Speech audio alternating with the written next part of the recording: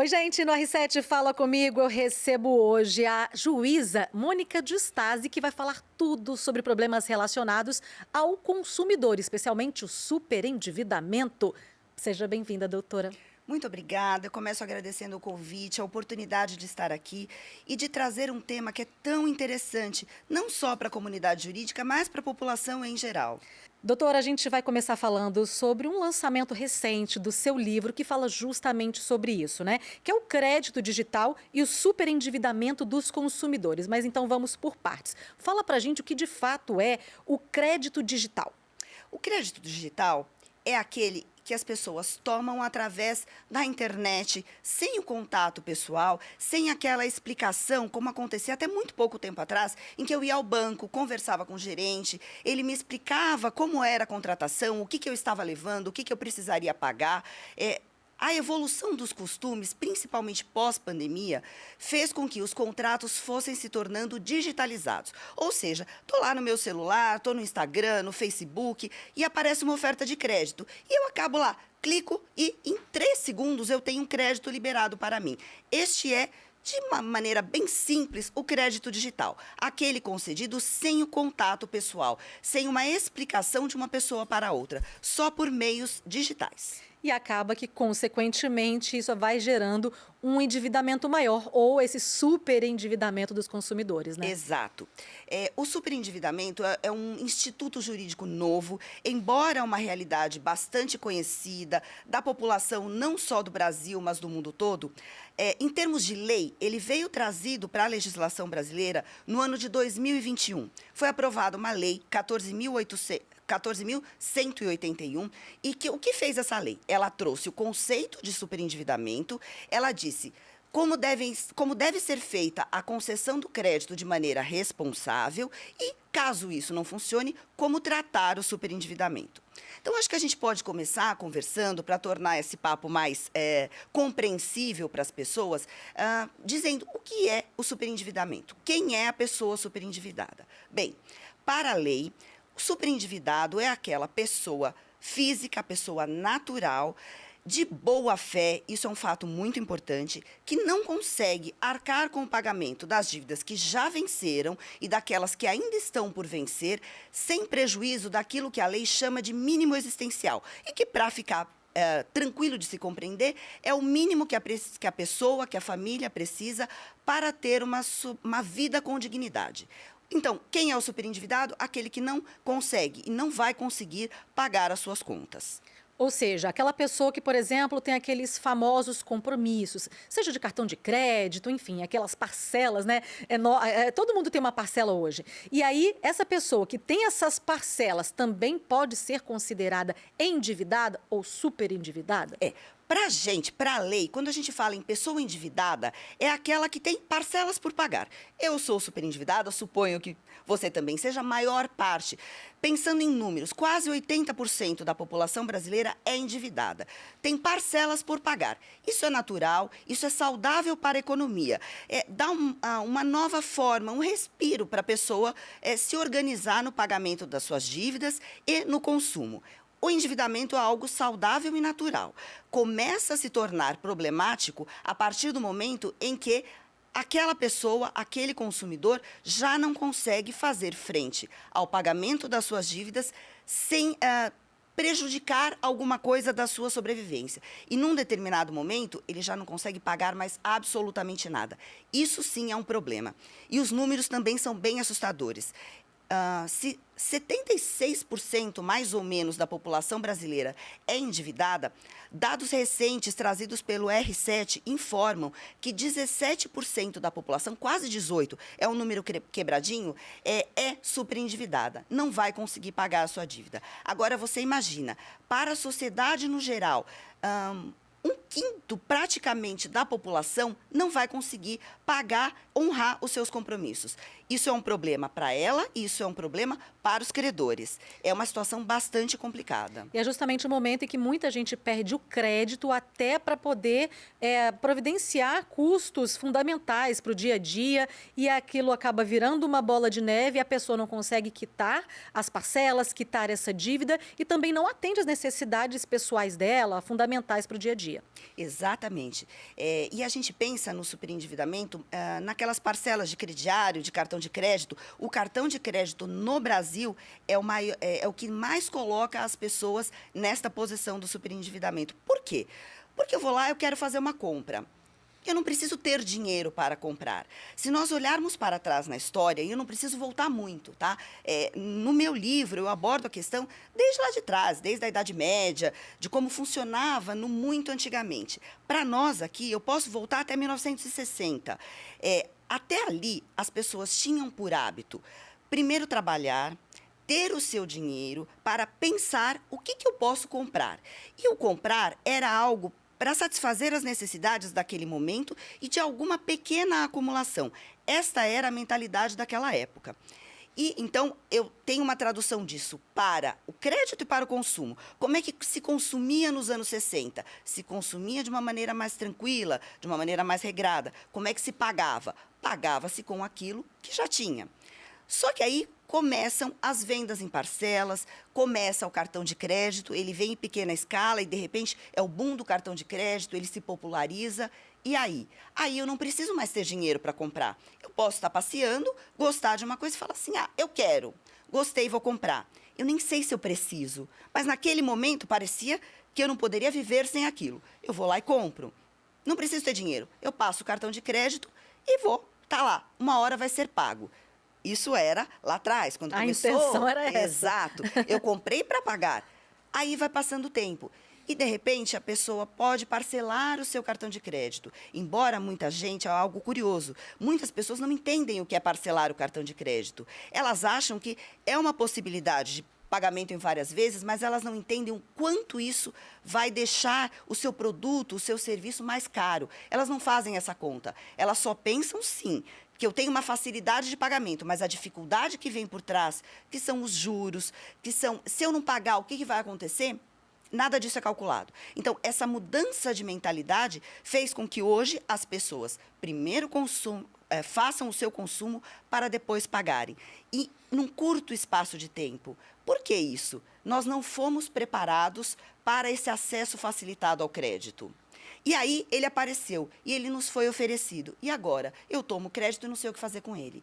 E isso é um problema muito grave. Ele é um problema jurídico, é um problema social muito grande.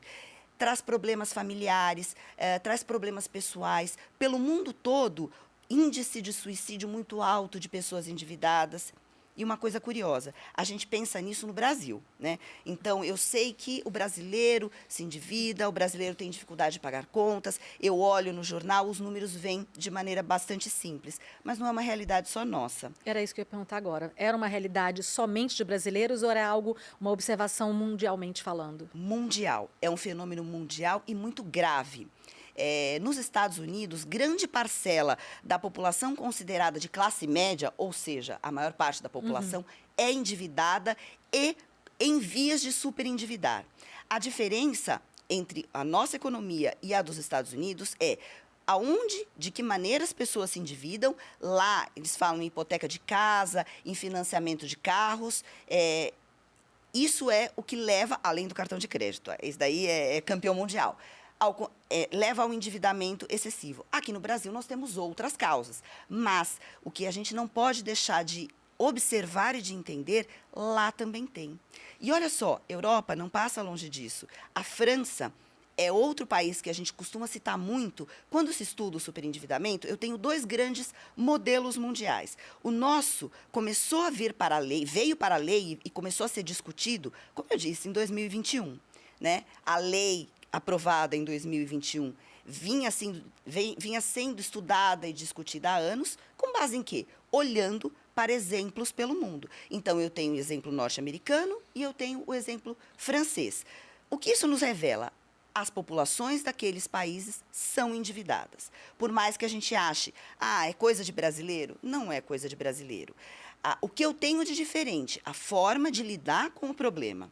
Então, eu gosto de fazer uma alegoria. Quando eu penso em crédito e eu penso em endividamento, em consumo, são 2 lados de uma mesma moeda. Então, eu pego lá uma moeda, de um lado eu tenho crédito, de outro lado eu tenho consumo. Para o norte-americano, isso é uma coisa que tem que funcionar de maneira harmônica. Eu tenho que ter crédito e consumo andando juntos. Uma outra figura para ilustrar. Pensa numa engrenagem, num motor. Como é que ele funciona? Com várias peças girando em harmonia. Então, para o mercado de consumo norte-americano, isso só vai funcionar em harmonia se eu tiver um mercado fornecedor forte, mas se eu tiver um consumidor forte que possa comprar e pagar. Se eu tirar grande parcela, então, vamos pensar com o nosso exemplo, quase 20% da população, eu tiro dessa engrenagem funcionando bem, porque já não está pagando. Vai ficar ruim. Não vai girar de maneira harmoniosa e forte. Então, o que o norte-americano pensa? Olha, a pessoa está endividada, o que eu faço com ela? O endividamento, para o americano, não é culpa do consumidor. Ele pensa assim, quem concedeu o crédito, concedeu mal. Como é que eu resolvo? Ajudo essa pessoa a pagar as suas dívidas, perdoo parte das dívidas, ela volta para o mercado, a engrenagem volta a girar forte. E funciona, né? Quando a gente pensa em economia que funciona, a primeira que nos vem à mente é a norte-americana. Esse é o pensamento, o modelo americano. Aí eu tenho o modelo francês. O modelo francês, no início, que também já se estuda há muito tempo esse tema, é diferente. Eles encaram o endividamento, o superendividamento, como uma falha pessoal. A pessoa calculou mal, errou, não pensou e precisa, eu não diria ser castigada, mas ela precisa pagar. Então, para os franceses, lá no início do tratamento do tema, não tinha perdão de dívida. Eles tinham que fazer planos de pagamento, se organizar e pagar.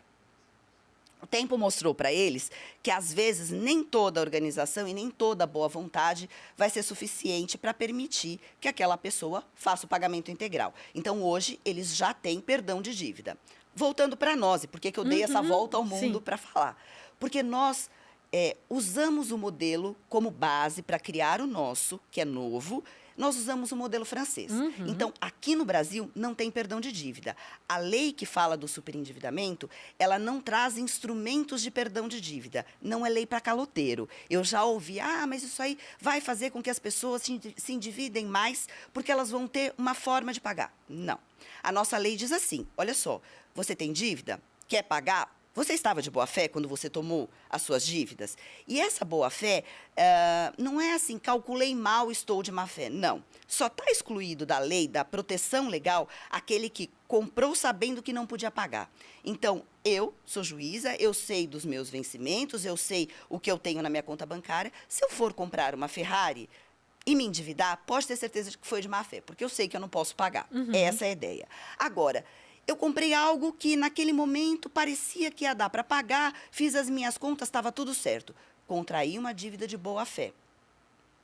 E aí, a lei vai me dar instrumentos para fazer o pagamento dessa dívida. Parcelamento, vamos renegociar, mas tem que pagar. A lei veio para tentar fazer uma mudança de cultura, sair da cultura da dívida para a cultura do pagamento. É um fenômeno mundial que tem as suas particularidades no Brasil. Nós buscamos o tratamento, o modelo fora do Brasil e criamos o nosso também. E esse nosso, ele está engatinhando. A gente está começando a usar agora. E nós vamos testando para ver o que é que funciona. Então, hoje, não tem perdão de dívida. Hoje tem possibilidade de sentar com os seus credores e organizar o seu pagamento. É para isso que veio a lei. E a senhora acredita que há necessidade justamente de ter uma mudança na mentalidade dos consumidores brasileiros para poder justamente se adequar a essa questão do endividamento e do superendividamento? Precisa. Porque ninguém vai trazer a solução mágica. Não existe solução mágica. Então, as pessoas precisam começar a entender que para comprar, para adquirir produtos e serviços, tem que ter um pensamento de que maneira eu vou pagar. O crédito é facilitado? Que ótimo que ele é facilitado, mas ele terá que ser pago. Isso é algo que precisa ser ensinado para as pessoas. Então, a gente precisa falar em educação financeira, ensinar para as crianças, ensinar para os adultos, porque de nada vai adiantar eu começar só com as crianças, mas não explicar para os pais dessas crianças, porque eles já vão estar se endividando. Então, quando chegar naquela criança, ela já pega uma dívida gigante. Ela está entendendo, mas talvez ela não consiga explicar para os seus pais. Então, é algo que precisa ser desenvolvido com a população, para a gente fazer uma mudança de cultura. Vamos sair da cultura do calote, da cultura do devo, não nego, pago quando puder, para algo efetivamente de pagamento, de consciência, de compromisso. A palavra é, vou me comprometer com aquilo que me foi apresentado. Quero comprar? Ótimo. Preciso? Vou fazer. Mas sabendo que eu tenho que pagar. Doutora, agora como é que a justiça pode ajudar nesse sentido? Existe uma conciliação, por exemplo, entre as partes? A senhora falou que, né, que existem vários modelos que são oferecidos justamente para a pessoa se adequar. Mas a gente também vê que, em muitos casos, a pessoa até tem aquela intenção, faz a negociação, mas não consegue sequer essa questão de pagar essa negociação que foi feita, começa tudo de novo. O grande diferencial dessa lei foi trazer a possibilidade de reunir em uma mesa. Então, a ideia, quando a gente pensa lá nos primórdios da lei, é vamos colocar numa mesa redonda, em posição de igualdade, o devedor com todos os seus credores. Porque não adianta, eu vou a um banco e vou fazer a renegociação daquela minha dívida. Só que eu tenho 4, 5, 10 outras. E o número de contratos por pessoa superendividada é muito alto, isto é uma realidade. Então, não vai adiantar eu procurar um dos meus fornecedores de crédito, porque a minha tendência é, eu vou fazer o melhor para pagar aquela. Então, eu ofereço o máximo que eu posso para aquele credor e o que eu faço com os outros? Se eles não estiverem ali para conversar entre eles e conversar comigo, eu não vou conseguir uma solução global. Então, a nossa ideia, a ideia da lei é assim, vamos colocar todos juntos, este é um dos procedimentos da lei. Então, é a possibilidade de conciliação entre o devedor e a coletividade dos seus credores. Apresento todos eles, coloco em uma mesa de conversa e agora vamos lá. Quais são as suas dívidas? O que é importante para você que é super endividado? Eu quero resolver a minha vida. O que eu tenho que fazer? Bem, reúna os seus contratos, entenda o que deve, para quem deve e, principalmente, como é que pode pagar. E aí, um conselho que a gente dá, uma ideia que a gente dá é assim, conversa com a sua família. Quem mora com você? Quem são as pessoas que podem te ajudar? Porque essas pessoas estão sofrendo com a sua situação de inadimplemento e elas precisam, de alguma forma, estar envolvidas neste processo de pagamento. Isso é importante porque muitos dos endividados são idosos e as dívidas não foram contraídas para eles. Foram contraídas para o neto, para ajudar no estudo, para ajudar a pagar as contas da casa do filho. Então, eu preciso desse núcleo que converse e me traga, olha, eu tenho isto de contratos, eu devo para estes bancos, financeiras, loja, mercadinho, esses são os meus débitos. Apresentei. Tá, quais são as suas possibilidades de pagamento? Bem, eu recebo isto, então eu sou assalariado, eu trabalho, eu faço um bico aqui, outro ali, eu sei que eu ganho tanto por mês. É um dado extremamente importante. Mas, não posso esquecer, gasto com água, luz, Sim. Todos aqueles gastos que não são os que geraram, normalmente não é ele que gera o superendividamento, mas eles estão ali. Você vai continuar, mesmo pagando o banco, tem a luz da sua casa. As despesas continuam. Precisa comer, você precisa pensar que usa um remédio, né? Faz um tratamento de uso contínuo. Apresente tudo isto no momento desta conversa. E aí, todos vão conversar nessa audiência de conciliação e vamos tentar arrumar uma forma que faça o pagamento para todos. Essa conversa ela pode ser feita de algumas maneiras. Ela pode ser feita em órgãos de proteção ao consumidor. Então, eu falo de PROCON, de Defensoria Pública. São os principais, né? São aqueles... Quando eu penso em resolver o meu problema, eu vou ao PROCON. Eu vou à Defensoria. Eles estão habilitados e cada vez mais fazem de maneira bastante eficiente, promovem esse encontro das pessoas, né? Então, chama os credores, aproxima e promove esta conversa. E olha que interessante, a lei fala assim, eu vou chamar o PROCON, a Defensoria, ou quem quer que esteja promovendo essa conversa, vai chamar todos os credores. É um convite? Poderia ser só um convite, mas a gente sabe que convite pode ser recusado. Então, isso não seria uma maneira eficiente. Vem a lei e diz assim, olha, os credores serão convidados, mas eles têm que comparecer. Então, é uma intimação, não é um convite, tá? Então, esteja certo, devedor, que se você for apresentar esse seu pedido de audiência de conciliação, os bancos, as financeiras, as lojas deverão comparecer. E por que eu digo deverão? Porque se elas não comparecerem, a lei já prevê uma sanção, um castigo para aquele que não foi. E qual é? Bom, conversou lá, fez o acordo, com quem estava presente, a situação está resolvida. Aquele que foi convidado, mas não compareceu, ele vai receber o valor dele, sim, porque a lei não tem perdão em hipótese alguma, mas ele vai receber só depois que eu terminar de pagar todo o acordo que eu fiz com os outros. Entendi. E a lei diz assim, você pode fazer esse acordo para pagamento em até 5 anos. Então, aquele credor que não foi, vai ficar no fim da fila. Então, o credor vai. Ele vai comparecer. E aí, a minha recomendação, se eu falo com o consumidor, eu falo também com o banco, eu falo também com a financeira, com o dono da loja. Ouça as possibilidades. É muito clichê dizer que mais vale um pássaro na mão do que 10 voando? É. Mas assim, aquela pessoa está de boa vontade, ela quer pagar. Porque quem não quer pagar não vai procurar esse tipo. É algo voluntário.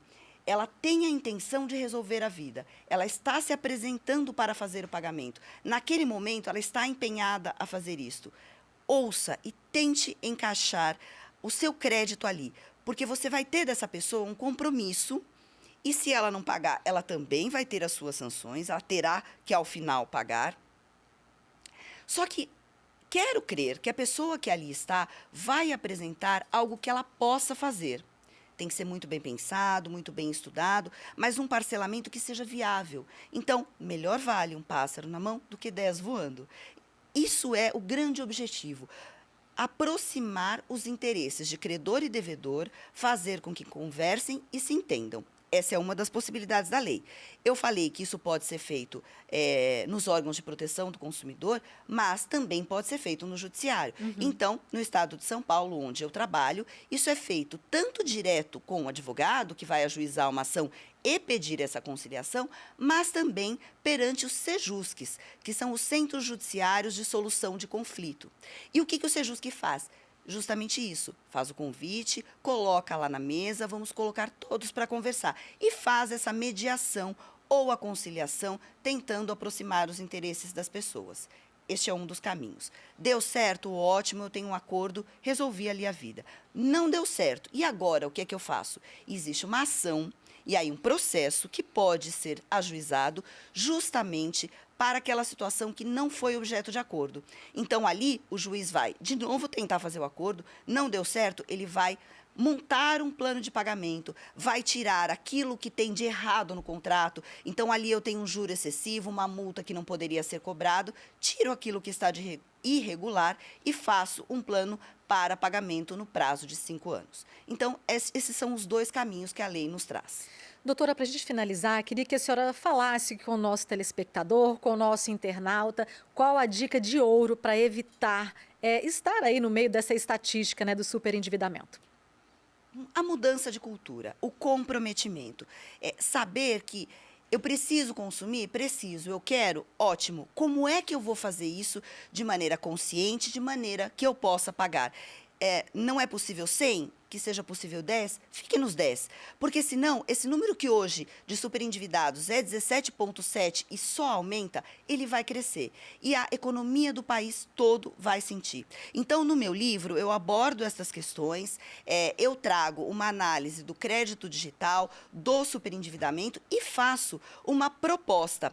Algo para se pensar, que não seja dessa maneira, que seja de outra, mas aqui eu trago uma ideia de alteração da lei também, para que a concessão do crédito digital, aquele que é muito rapidinho, para que haja um momento de reflexão maior do consumidor.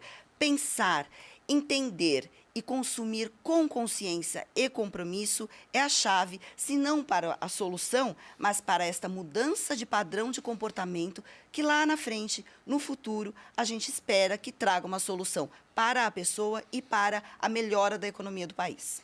É isso, muito obrigada por todos os esclarecimentos. Quero mostrar mais uma vez aí o seu livro, né, para todas as pessoas que ainda continuam com alguma dúvida, querem se aprofundar mesmo sobre esse assunto. Fica aí essa dica de ouro do R7 Fala Comigo. Muito obrigada pela sua participação. Muito obrigada pela oportunidade. Vamos pensar no assunto, vamos consumir com consciência Isso. e, quando der errado, saiba que existe uma forma de solução que deve ser buscada e que vai funcionar. Isso aí, muito obrigada. E a você que Obrigada. esteve com a gente até aqui, obrigada pela companhia. A gente te espera na próxima. Tchau, tchau.